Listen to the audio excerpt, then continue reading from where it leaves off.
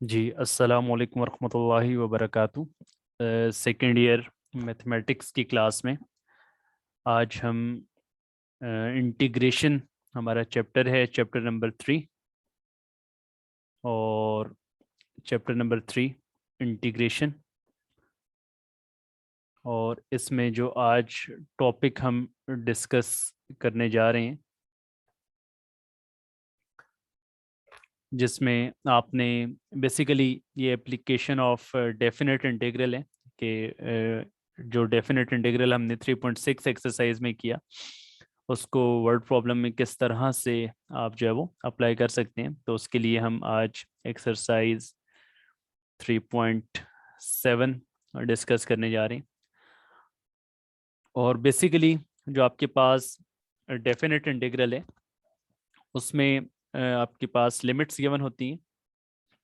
Let's suppose आपको कोई भी कर्व गिवन है, ठीक है, और आपने इस कर्व के अंडर एरिया फाइंड करने, कि यहाँ पर x की वैल्यू a है और अपर लिमिट इसकी आपके पास कोई भी x की वैल्यू b है।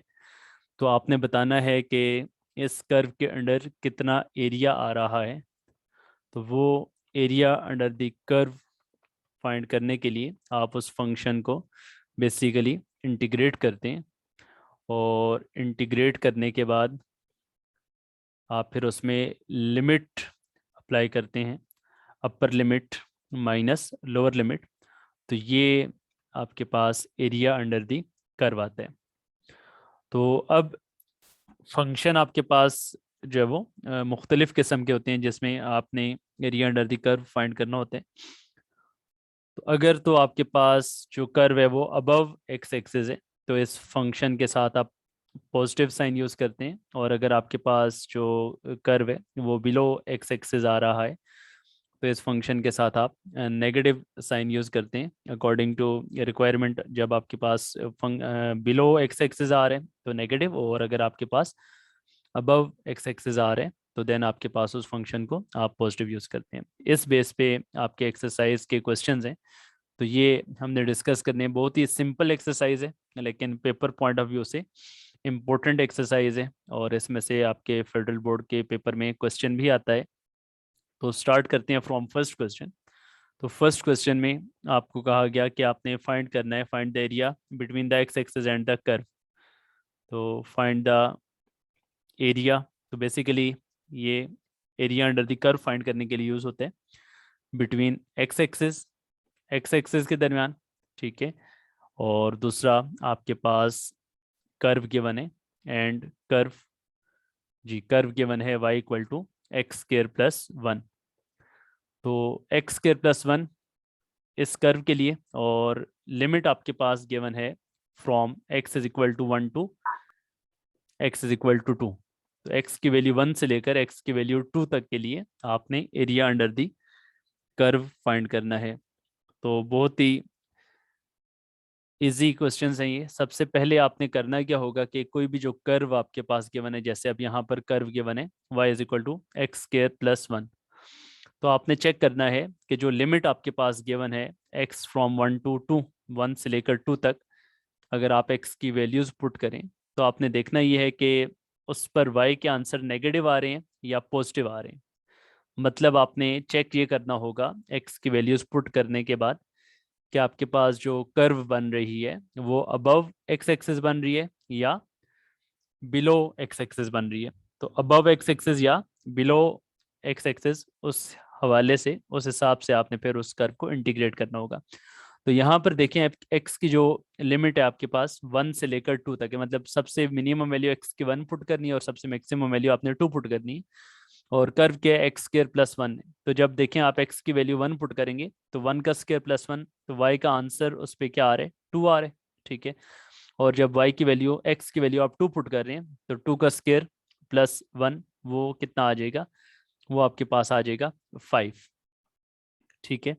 तो उससे आपको पता चलेगा कि आपके पास जो एरिया है वो अबव एक्स एक्सिस आ रहा है या बिलो एक्स एक्सिस आ रहा है। तो देखिए यहाँ पर कोई भी वैल्यू आप पुट करें, 1.2 पुट कर लें, 1.5 पुट कर लें, 1.7 पुट कर लें, तो 1.8 पुट कर लें, तो उससे आपको नज़र आ रहा है कि यहाँ पर सारी वैल्यूज़ ये पॉजिटिव आएंगी। जब ये सारी वैल्यूज पॉजिटिव आ रही हैं तो उससे आपके पास कर्व की जो शेप बनेगी, कर्व की शेप आपके पास एक्स की वैल्यू 1 से लेकर एक्स की वैल्यू 2 तक, ये अबव एक्स एक्सिस इस तरह से आपके पास ये कर्व बन रही है कि एक्स की वैल्यू 1 पर वाई की वैल्यू 2 और एक्स की वैल्यू 2 पर वाई की वैल्यू 5।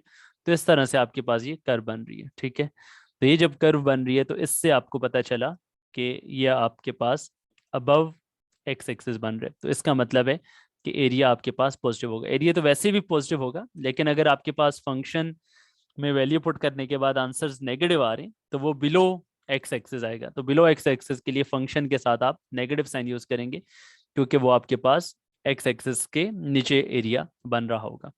तो अब आपके पास जो एरिया आ गया वो क्या बन गया जी, एरिया आपके पास आ गया limit from 1 to 2 x square plus 1। तो सेम वही प्रोसीजर है जिस तरह से हमने 3.6 में किया था कि आपके पास डेफिनेट इंटीग्रल है और डेफिनेट इंटीग्रल को सॉल्व करने का प्रोसीजर वही है जो आपने सबसे पहले उसको इंटीग्रेट करना है, और इंटीग्रेट करने के बाद देन आपने उसमें क्या कर देनी है, लिमिट पुट कर देनी है। तो यहाँ पर भी आपके पास जो फंक्शन गिवन है एक्स स्क्र प्लस 1, तो इसको इंटीग्रेट कर दिया, और इंटीग्रेट करने के बाद अब आप इसमें लिमिट पुट कर देंगे।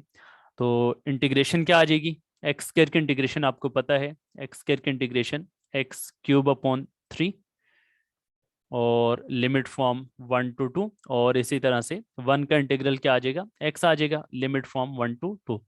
तो फिर देन आपने इसमें लिमिट पुट करनी है, upper limit minus lower limit. तो 2 का क्यूब अपॉन 3 माइनस 1 का क्यूब अपॉन 3, और इसी तरह से यहाँ पर भी upper limit minus lower limit 2 minus 1। तो इसको आप सिंप्लीफाई कर लें तो ये कितना आ जाएगा, 8/3 माइनस 1/3 और 2 माइनस 1 आ जाएगा। तो एलसीएम ले लेंगे 3, तो 8 माइनस 1 प्लस 3, तो ये आपके पास 10/3 यूनिट्स आपके पास एरिया आ जाएगा, स्क्वायर यूनिट्स आ जाएगा। तो इस तरह से 10/3 स्क्वायर यूनिट्स आपके पास एरिया अंडर दी कर्व आ गया। तो इस तरह से अगर आपके पास कोई भी स्टेटमेंट गिवन होगी तो उस स्टेटमेंट को आपने इस तरह से area under the curve find करना है। सबसे पहले आपने चेक करना है कि उसका जो ग्राफ है वो किस तरह से बन रहे हैं, अबव एक्स एक्सिस बन रहे या बिलो एक्स एक्सिस बन रहे। फिर आपने उसको इंटीग्रेट करना है, और इंटीग्रेट करने के बाद आपने उसमें लिमिट्स पुट करनी है, upper limit minus lower limit. तो इस तरह से ये आपका एक्सरसाइज 3.7 का फर्स्ट क्वेश्चन हो गया जी। नेक्स्ट क्वेश्चन है, एक्सरसाइज हमारी चल रही है जिन बच्चों ने अभी हमें ज्वाइन किया 3.7, और उसका क्वेश्चन नंबर 3। तो क्वेश्चन नंबर 3 में आपके पास है find the area below the curve. ठीक है, find the area below the curve. तो एरिया बिलो द कर्व से मुराद क्या है कि आपके पास यहाँ पे जो कर्व है उसके अंडर ही एरिया आपने फाइंड करना है ना। तो कर्व क्या गिवन है जी, कर्व है आपके पास 3√x है। ठीक है, और इसके अलावा आपके पास है and above the x axis, खुद ही बता दिया उन्होंने कि आपके पास जो ग्राफ है वो अबव द एक्स एक्सिस जो बन रहे उसी के आपने एरिया बताना है। ठीक है, इसका मतलब है कि फंक्शन के साथ वैल्यू आप पॉजिटिव यूज करेंगे। बिटवीन लिमिट्स भी आपको दे दी गई हैं कि लिमिट्स आपके पास के हैं x=1 से लेकर x=4 तक। तो x की वैल्यू 1 से लेकर 4 तक के दरमियान आपने एरिया अंडर द कर्व बनाना है। तो अगर आपको पहले से ही पता चल जाए कि अबव एक्स एक्सिस बन रहे तो उसका ग्राफ बेशक आप ना बनाएं, उसका टेबल बेशक आप ना बनाएं, लेकिन अपनी तसल्ली के लिए आप उसमें वैल्यूज पुट करके चेक कर सकते हैं कि आपके पास वाकई में अबव बन रहा है या नहीं बन रहा। और अगर मेंशन नहीं है तो उसमें तो फिर आपको चेक करना लाजमी है कि अबव एक्स एक्सिस आपके पास बन रहा है या बिलो एक्स एक्सिस बन रहे हैं। तो वैल्यूज क्या पुट करनी है आपने, 1 से लेकर 4 तक। तो वाई के आंसर आपके पास आते जाएंगे। जब 1 पुट करेंगे तो 1 पुट करने पर 3√1 3 आ जाएगा। इसी तरह से 2 पुट करेंगे, 2 पुट करने पे 3√2 आ जाएगा। 3 पुट करने पर आपके पास 3√3 आ जाएगा, और 4 पुट करने पे आपके पास क्या आ जाएगा,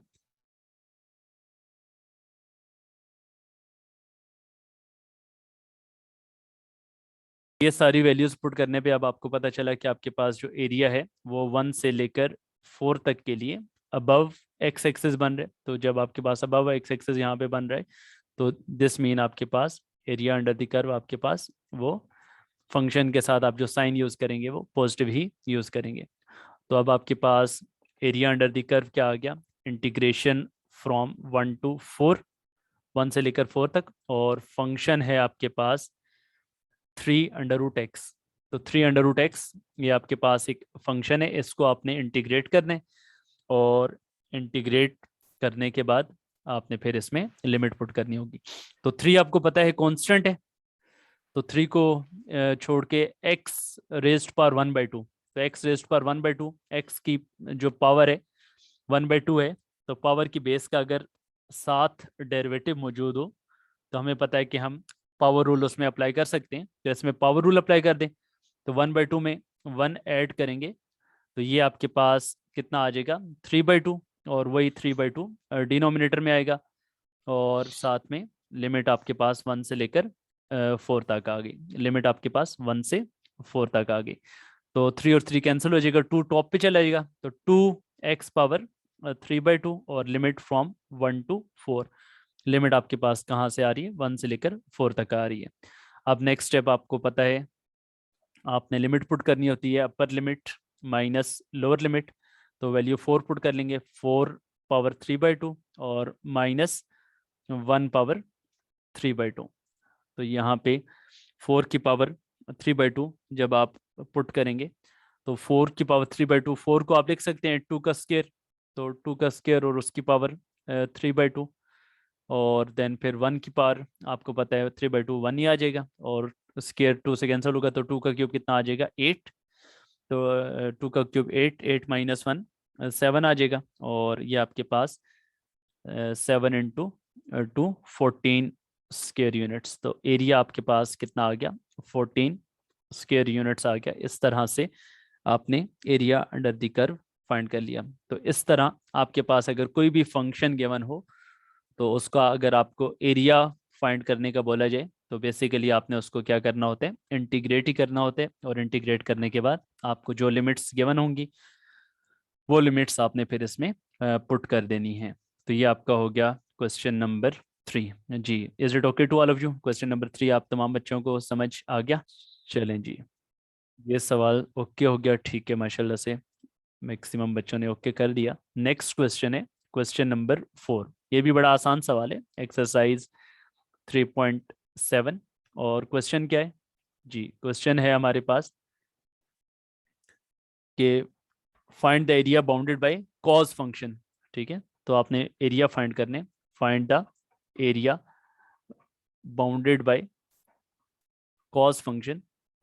तो कॉज फंक्शन आपको पता है कॉज ऑफ एक्स की बात हो रही है, कॉज फंक्शन, और कॉज फंक्शन का एरिया आपने फाइंड करना है फ्रॉम एक्स इक्वल टू -π/2 से लेकर +π/2 तक, x की वैल्यू -π/2 से लेके x की वैल्यू +π/2 तक आपने फंक्शन का एरिया फाइंड करना है कि इसका एरिया क्या आएगा। तो वही प्रोसीजर है, सबसे पहले आपने इसमें पुट करना है, लिमिट पुट करनी है। ठीक है, कि आपके पास कहाँ से कहाँ तक आपके पास वैल्यूज नेगेटिव आ रही हैं या पॉजिटिव आ रही हैं। तो अगर आपको पता हो तो कॉज के एंगल में नेगेटिव वैल्यू, तो वो आपके पास उसको पॉजिटिव में ही कन्वर्ट कर देते हैं। तो फंक्शन है आपके पास y equal to cos of x. तो इसमें जब आप लिमिट पुट करेंगे -90 डिग्री से लेकर +90 डिग्री तक, तो -90 से +90 तक थ्रू आउट आपको ये आंसर पॉजिटिव ही देगा। ठीक है, तो वैल्यूज़ आप इसमें पुट करके चेक भी कर सकते हैं। तो -90 से लेकर +90 तक आपके पास थ्रू आउट ये वैल्यूज़ पॉजिटिव ही देगा। अगर हम डिग्री में पुट कर लें तो -90 डिग्री, ठीक है, -90, -60, -30, 0, और उसके बाद +30, +60, +90। ठीक है, तो 90 पे आपको पता है कॉस की वैल्यू 0 आ जाती है, और 60 पे 0.5 आ जाएगी, 30 पे 0.8 आ जाएगी, 0 पे आपके पास 1 आ जाएगी, -30 पे +0.8, -60 पे 0.5, और फिर -90 पे 0। तो देखें आपके पास ये इसका जो कर्व बनेगी -90 से +90 के दरमियान, यहाँ पे अगर आपके पास -90 है और यहाँ पर +90 डिग्री है, और इसके दरमियान ये आपने यहाँ पर -60 -30 वैल्यूज़ ले ली, और यहाँ पर +30 और +60, और आंसर आपके पास यहाँ पर मैक्सिमम 1 और मिनिमम यहाँ पर -1। तो अगर आप इसको ऑब्जर्व करें तो ये ग्राफ आपके पास इस तरह से बन रहे हैं, 90 पे और -90 पे और +90 पे 0 आ रहे, और 0 पे 1 आ रहे। तो ये इस तरह से आपके पास कर्व बनेगी, ठीक है। ये इस तरह से आपके पास कर्व बनेगी, यू शेप बनानी होती है, ठीक है। तो ये कर्व आपके पास बन गई। तो area under the curve basically आपने फाइंड करने कि इस कर्व के अंडर कितना एरिया आ रहा है। तो प्रोसीजर वही है कि आपने इसको इंटीग्रेट कर देने, ठीक है। तो एरिया अंडर द कर्व आ जाएगा cos ऑफ x, और लिमिट है आपके पास -π/2 से लेकर +π/2 तक, और डी ऑफ एक्स। तो cos का इंटीग्रल क्या होता है, टेक्स्ट मैसेज में ज़रा रिप्लाई करें cos का इंटीग्रल, ताकि पता चले कि जनाब आपके फार्मूलाज भी याद हैं, फार्मूलाज कहीं भूल तो नहीं गए। तो cos का इंटीग्रल प्लस साइन होता है या माइनस साइन होता है। तो ताहा कह रहे हैं प्लस है, प्लस साइन है। तो बाकी भी स्टूडेंट्स अपनी राय का इजहार करें। बिल्कुल उज़ैफ़ा भी कह रहे हैं कि हाँ प्लस साइन है, ठीक है बिल्कुल। तो कॉस का डेरिवेटिव माइनस साइन था, और कॉस का इंटीग्रल जो है वो प्लस साइन है, ठीक है। तो कॉस का इंटीग्रल आपके पास आ गया साइन ऑफ एक्स, और अब आपने इसमें लिमिट पुट कर देनी है। अपर लिमिट π/2 है और लोअर लिमिट -π/2 है। तो लिमिट पुट कर दीजिए, sine of π/2 minus sine of -π/2। तो साइन ऑफ 90 डिग्री की वैल्यू आपको पता है 1, और साइन ऑफ -90 डिग्री की वैल्यू -1। तो ये आपके पास कितना आ जाएगा, 1 + 1 2 स्क्वायर यूनिट्स। तो एरिया आपके पास 2 स्क्वायर यूनिट्स यहाँ पे आ गया। Area under the curve cos function का 2 स्क्वायर यूनिट्स आ गया। और इस तरह से ये आपका क्वेश्चन नंबर 4 कंप्लीट हो गया, जिसमें आपने कॉस फंक्शन को इंटीग्रेट किया और उसमें लिमिट पुट कर दिया। जी, जिन क्वेश्चंस में आपके पास लिमिट गिवन नहीं होगी एक्सरसाइज 3.7 के क्वेश्चंस में, तो उसमें फिर आपने उनको कैसे सिंप्लीफाई करना होगा। जैसे कि क्वेश्चन नंबर 5 है। क्वेश्चन नंबर 5 में आपको कहा गया है कि find the area between the x axis and the curve. क्या आपने एरिया फाइंड करने between x axis and curve. जी, कर्व आपके पास गिवन है y is equal to 4x - x²। अब कर्व गिवन है, लेकिन आपके पास लिमिट गिवन नहीं है कि किस लिमिट से लेकर किस लिमिट तक आपने इसको इंटीग्रेट करना है। तो उसके लिए आपने करना ये होगा कि पहले आपने लिमिट फाइंड करनी होगी, ठीक है। तो लिमिट फाइंड करने के लिए आपने पुट कर देना है इस कर्व में y equal to 4x - x²। तो पुट करना है आपने y इक्वल टू 0, क्योंकि x की वैल्यू हमने फाइंड करनी है। तो y की वैल्यू 0 पुट करेंगे। तो y की वैल्यू 0 पुट करने पर आपने देखना है कि x की क्या वैल्यू आ रही है। तो 4x - x² is equal to 0। दोनों में से x कॉमन आएगा, तो 4 - x इज इक्वल टू 0। तो दो टर्म्स का प्रोडक्ट 0 आ रहा है। तो या आपके पास x 0 होगा, या फिर आपके पास 4 - x 0 होगा। तो लिमिट आपके पास क्या आ गई, x is equal to 0 and x is equal to 4। तो 0 से लेकर 4 तक आपके पास लिमिट आ गई है। तो अब अगर आप इसका टेबल बनाएं 0 से लेकर 4 तक, तो आपको पता चलेगा कि 0 से 4 तक अगर हम कोई भी वैल्यू पुट करें, तो आंसर अगर आपके पास नेगेटिव आ रहा है या पॉजिटिव आ रहा है वो अभी चेक हो सकता है। तो 0 पुट करें, 1 पुट करें, ठीक है, 2 पुट करें, 3 पुट करें, 4 पुट करें, तो उससे आपको पता चलेगा कि आपके पास फंक्शन का आंसर नेगेटिव आ रहा है या पॉजिटिव आ रहा है। तो 0 पुट कर लें। तो 0 पुट करने पर आपके पास वैल्यू क्या आ रही है जी, 0 पुट करने पे आपके पास आंसर क्या आ रहा है, 4 × 0 - 0, आंसर 0 आ रहा है। 1 पुट करने पे आंसर क्या आ रहा है, 1 पुट करने पे भी आंसर आपके पास 4 - 1 3 आ जाएगा। 2 पुट करने पे 8 - 4 4 आ जाएगा। 3 पुट करने पे 12 - 9 3 आ जाएगा। और फिर 4 पुट करने पे 16 - 16 0 आ जाएगा। तो इससे आपको पता चलेगा कि आपके पास जो कर्व बन रहा है वो अबव एक्स एक्सिस ही बन रहा है। तो 0 से 4 तक वैल्यूज पुट करने पर 3 पे आंसर जो है वो 3 आ रहा है, मैक्सिमम वैल्यू आपके पास 4 आ रही है जो 2 पे है। तो यहाँ पे कर्व आपके पास ये इस तरह से 0 से 4 तक इस तरह से बन रही है, दोबारा वापस 4 पे 0 आ रही है। तो एरिया अंडर द कर्व आपने बताना है कि कितना आ रहा है। तो अबव एक्स एक्सिस है, तो जब आपके पास अबव एक्स एक्सिस लाई कर रहा है तो इसका मतलब है कि फंक्शन के साथ आपने साइन क्या यूज़ करने, साइन आपने पॉजिटिव ही यूज़ करने। तो अब अगला स्टेप आपने क्या करना होगा, अगले स्टेप में आपने इसको इंटीग्रेट कर देना। तो area under the curve from limit 0 से 4, 0 से 4 तक, और कर्व क्या है 4x minus x square D x. तो इसकी इंटीग्रेशन भी बहुत आसान है, 4x को अलग इंटीग्रेट कर लेंगे और माइनस एक्स स्क्र को अलग इंटीग्रेट कर लेंगे।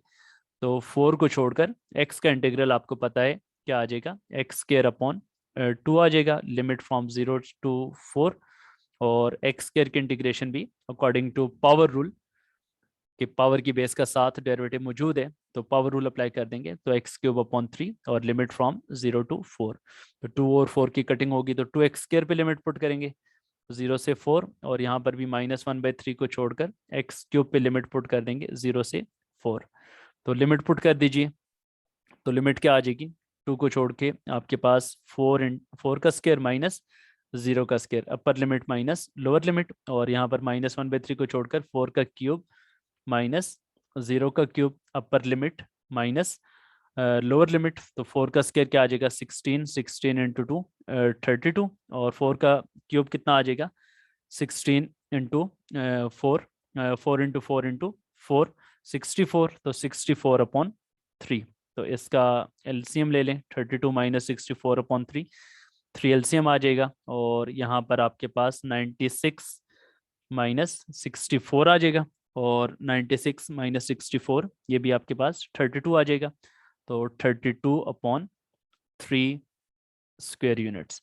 तो एरिया अंडर द कर्व आपके पास कितना आ गया, 32 स्क्वायर यूनिट्स आ गया। और इस तरह से आपका ये क्वेश्चन नंबर 5 हो गया। और इसमें एक नई चीज़ जो हमारे सामने आई वो ये आया कि अगर आपके पास लिमिट गिवन ना हो तो पहले आपने लिमिट फाइंड करनी है, और देन फिर लिमिट फाइंड करने के बाद आपने उसको इंटीग्रेट करना है। तो ये आपका हो गया क्वेश्चन नंबर 5, यहाँ पे कंप्लीट हो गया ये। तो ये क्लास हम यहाँ पे एंड कर रहे हैं, इंशाल्लाह फिर आपसे नेक्स्ट क्लास में मुलाकात होती है। नेक्स्ट क्लास तक के लिए अल्लाह हाफिज़।